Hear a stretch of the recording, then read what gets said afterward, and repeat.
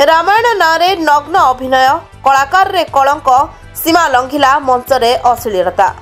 रामायण नाटक मंचस्थ बेले अश्लील प्रदर्शन एभली एक अभावनीय और निंदनीय दृश्य देखा मिली गंजाम जिलार दिगपहंडी थाना मलाभणजा ग्राम।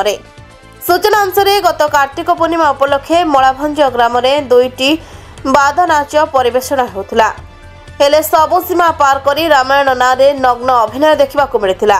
आइटम गर्ल निशा महाराणा अश्लील नृत्य परिवेषण सांगकू सीता को स्टेज उपरकू हरण करने छल शरीर अनेक अंग को समस्त दर्शकों सामने स्पर्श करी कामुड़ार दृश्य देखा मिलता।